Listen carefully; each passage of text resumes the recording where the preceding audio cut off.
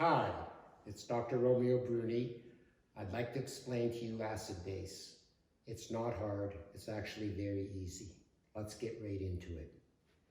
The acid-base status in a person's blood is very vital because it needs to be maintained at a very particular pH. The pH is the measure of the acidity of the blood, if you will, and it needs to be maintained at exactly 7.4. You want the pH to be 7.4 because proteins, which are the little working parts in the body, work best at that pH. Any deviance from that pH, proteins will start to malfunction. Also, it's a reflection of disease in the body that you must try to diagnose. So how does the body maintain the pH at 7.4? It has two main buffer systems, and let's see how they interact. You have bicarb, HCO3, and you have PCO2. Are the two main buffer systems in the body. The bicarb is controlled by the kidneys. It adjusts the amount of bicarb in the blood on an hour-to-hour basis, always attempting to bring the pH back to 7.40. The PCO2 is a minute-to-minute regulation, second-to-second regulation, in fact, of the partial pressure of carbon dioxide in the blood, controlled by the brain through respirations. Carbon dioxide is produced continuously by cells in the body and needs to be eliminated, and it's eliminated through the respiratory tract through breathing. The more you breathe, the deeper you breathe, the lower you push your PCO2 because you're moving more air, and the less you breathe, the higher goes the PCO2. So let's see how these relate and why these are important. Well, we can finish our equation by doing this. Hydrogen ion, which is really the measure of acidity that we're looking at when we do pH, because the pH is the inverse log of the H+ concentration, which means essentially that a pH of 7.5 means less acid, it's more alkaline, and a pH of 7.3 is more acidic, meaning the higher the pH, the lower the acidity. In other words, a high pH means more alkaline. So if we have H+ ion and bicarb, and they combine, you get that, which, and these tend to be in equilibrium in the blood. That's what these little signs mean, meaning they convert back and forth. And we can add H2O there. In other words, H+ and bicarb forms carbonic acid, which then can split into carbon dioxide and water. So you can see how the bicarb and the PCO2 are integrally linked. If the PCO2 is going up, it's going to push the equation this way and create more H+ ion. If you put more bicarb into the system instead, it's going to combine and eat up your H+ and go and push the system this way and lower the acidity of the blood. So that's how bicarb and PCO2 are the two very critical and only determinants really of the pH of the blood. So how are they related and how are we going to figure that from there? The most important equation is an equation called the Henderson-Hasselbalch Equation. And it comes in various versions, but a very simple version I think we can work with is that the pH is going to be proportional to the bicarb over the PCO2. Very simple. So I think actually we'll just move this all over here because we're going to develop a working system here. So if the pH equals the bicarb proportional to the bicarb over the PCO2, the partial pressure of carbon dioxide in the blood, anything that's going to affect the top half of this equation is called metabolic. And it's metabolic because it means it's in the blood, it's the bicarbonate in the blood. It's metabolic processes in the body that are generating the bicarb or not. Anything that affects the PCO2, well, what controls the PCO2? The respiratory system. So anything that affects the PCO2 is simply going to be a respiratory problem. Okay, now a few terms. Anything that is pushing the bicarb up and therefore increasing the pH is going to be an alkalosis. So we can slip that up here. Anything that is pushing the BCO2, the bicarb down is going to be an acidosis. Similarly, the PCO2, anything that's lifting the PCO2 is going to create an acidosis. And anything that's lowering the PCO2 is going to tend to create an alkalosis. Now look at that ending, osis. So what is that referring to?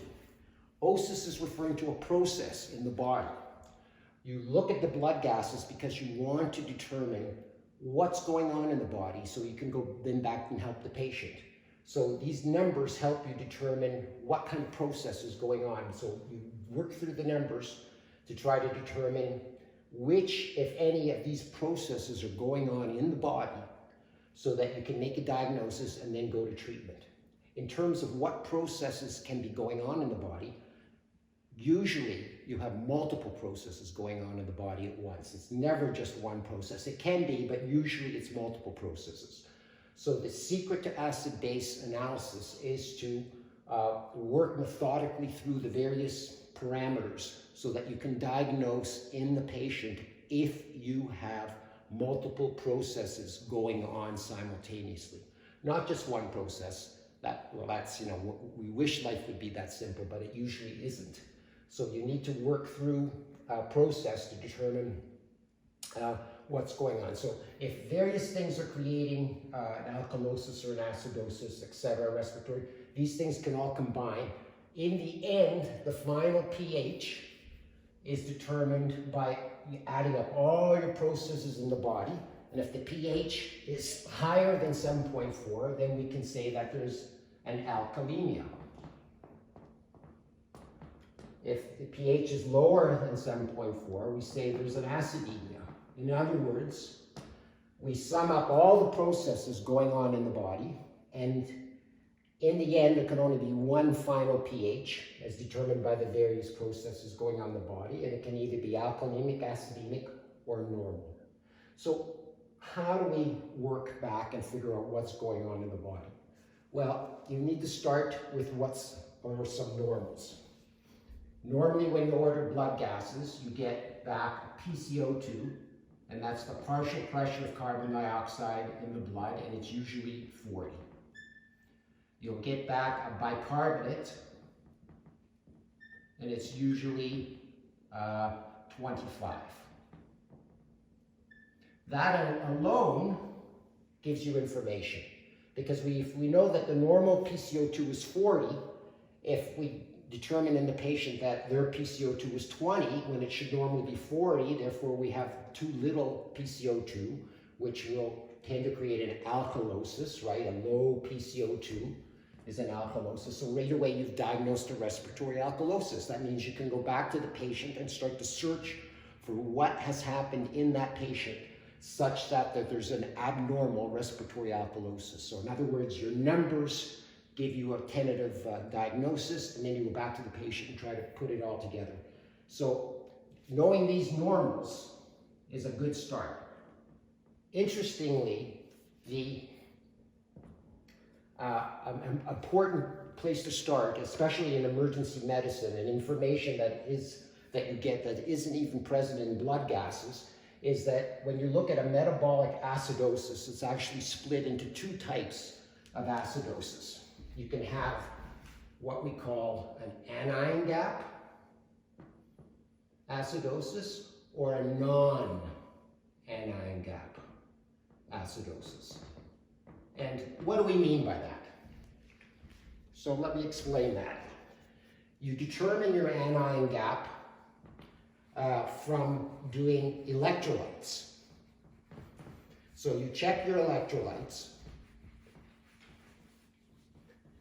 and normal electrolytes would be that the sodium is 140, the chloride is 105, the bicarb, this is all from electrolytes, is 25. So these are the main cation, which is positively charged ion in the blood, is sodium 140, and the main anions are chloride and bicarb. So let's add it up. 140 positive and 130. Wait, there's a gap there. There's 10 equivalents of anions missing. That is the anion gap. That is normal. And any person walking around, they have a normal anion gap of 10. Well, what does it mean, this normal anion gap? It represents things in the blood that are negative that we're not measuring, right? Anions that we're not measuring. Usually, for the most part, these are proteins with negative charges. But nonetheless, there's negative charges there we're not measuring, about 10. That's normal. So normal anion gap is 10. But many important things in emergency medicine especially are creating acid in the body, creating a metabolic acidosis.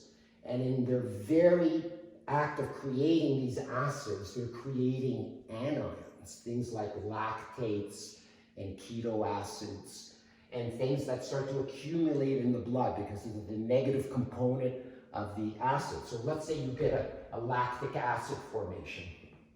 Lactic acid is forming from ischemia. So the lactic acid forms and splits, you get a little bit H+ split, which then is consumed by the bicarb. That's why bicarb goes down when lactic acid is produced, because the bicarb is buffering the acid. It's eating up the bicarb, eating up the H+, if you will, to try to neutralize the acid. So, in other words, you can get a buildup of acids in the blood, and it creates an increase in the anion gap. Therefore, and this is very critical in emergency medicine because there's very important reasons that you need to rule out where patients can have an anion gap metabolic acidosis. So in terms of how you work things out, it's very important when you want to do your analysis that you have to start here and then work backwards to make your determinations. And let me show you how we do that. So if the normal anion gap is 10, let's say we have a patient where, let's say if this is normal and in this patient, then we make the bicarb, let's say the chloride is 95. So the anion gap when we calculate it here is 20, so there's an increase in the anion gap. Anytime you have an increase in the anion gap above 10, the more it is, obviously, the more important. But any increase in the anion gap is sine qua non evidence of an anion gap metabolic acidosis, period. So the first thing you do is you always calculate your anion gap. If it's elevated more than 10, you've made that diagnosis of anion gap metabolic acidosis. Then you have to start working backwards to see what else might be going on. The important equation to keep in mind, and it's very simple, is that in a simple anion gap metabolic acidosis, the increase in the anion gap will equal the decrease in the bicarbonate. So in this patient where we've done a calculation and the anion gap is increased, by 10, we should expect the bicarbonate to have gone down 10. And in this patient, it hasn't gone down by 10, but it should have. In other words, it should be 15, but it's 25. So what's going on in this patient? Well, in this patient, there's more bicarb than we would expect. So in addition to making a diagnosis of an anion gap metabolic acidosis, we would be diagnosing and a metabolic alkalosis. And that's why the bicarb is 25, because even though there's a process in the body that's making up acids, and we're going to try to find out what that is, there's also another separate process in the body that's creating bicarb back abnormally, right? Because it shouldn't normally be there. And therefore, we diagnose, in addition to an anion gap metabolic acidosis, a metabolic alkalosis. Let's say we figure out the anion gap, and the anion gap is 0. Well, that doesn't mean that nothing is going on. Let's say the bicarb was 15, and this was 115. So here, in this case, where we have a decrease in the bicarb, but if we did the calculation of the anion gap, it would be 10, so there's no change in the anion gap, yet the bicarb has gone down. Well, something has pushed the bicarb down, but it's no increase in the anion gap, so it's not an anion gap metabolic acidosis. It's going to be a non-anion gap type metabolic acidosis. And these things are important to clarify because each one of these is going to have a different diagnosis. So you have to make your separate diagnosis, whether it's 1, 2, or up to 3 separate diagnoses. And I'll explain how that's done. Because and then once you have your bicarb, that's also going to reflect in your PCO2.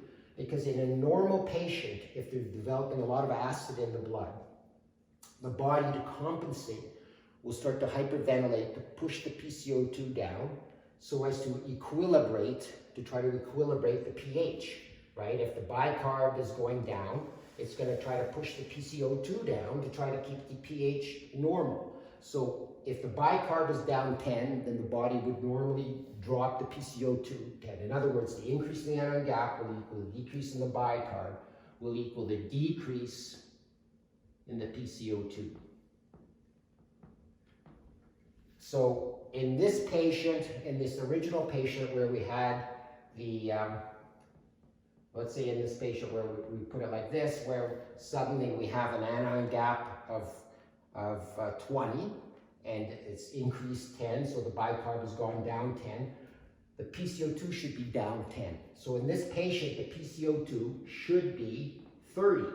The normal is 40, but in this patient, it should be 30 because the patient should be hyperventilating because the bicarb has gone down to try to equilibrate the PCO2. So in this patient, with these numbers, we would diagnose a simple anion gap metabolic acidosis with normal respiratory compensation, appropriate respiratory compensation. So in summary, number 1, always start by calculating your anion gap. If the anion gap is increased over 10, you've diagnosed an anion gap metabolic acidosis, period. Then you go to your bicarb. Your bicarb should have decreased by 1 for every increase in the bicarb. Every increase in the anion gap. If the bicarbonate instead has gone down even more than you would expect from the anion gap, well, in addition to an anion gap metabolic acidosis, you have a non-anion gap metabolic acidosis. That's right. You can diagnose both anion gap metabolic acidosis and non-anion gap metabolic acidosis in the same patient at the same time. And in fact, in any one patient, based on the numbers, you can diagnose either type of acidosis plus or minus a metabolic alkalosis going on, all at the same time based on the bicarb. Because if the bicarb is too high, based on your anion gap, then in addition to having an anion gap metabolic acidosis, you're going to have a metabolic alkalosis. And if the bicarb is too low, then you're going to have a metabolic, a non-anion gap metabolic acidosis in addition to the anion gap. So in other words, do your anion gap first, and if it's elevated, you've diagnosed your anion gap metabolic acidosis. Then you go to your bicarb and see if it's gone up or dropped appropriate to what your anion gap is telling you it should have. And if it hasn't, then you can make a diagnosis of non-anion gap metabolic acidosis or add in metabolic acidosis. And then thirdly, you go to your PCO2. And your PCO2 should have changed appropriately to your bicarb. If your bicarb's gone down 10, your PCO2 should have gone down 10. And if it hasn't gone down 10, it stayed at 40 when it should have gone down to 30, well, that tells you, wait a sec, there's something wrong there. In addition to this and this, you have a respiratory acidosis. Or if it's gone down more than, in this patient, let's say it goes down to 20 when it should have gone down to only 30. The patient has dropped their PCO2 more than they should have. So something is going on in the body. That's called the respiratory alkalosis. Something is going on in the body that's creating this respiratory alkalosis.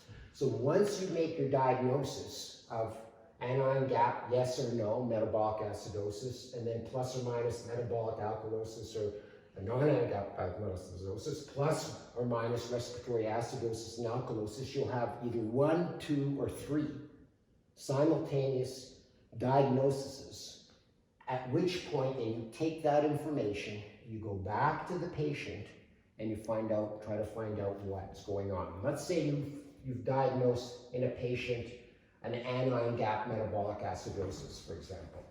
And then your differential is very important. You would want to know what, in emergency medicine, what is the main differential of an anion gap metabolic acidosis?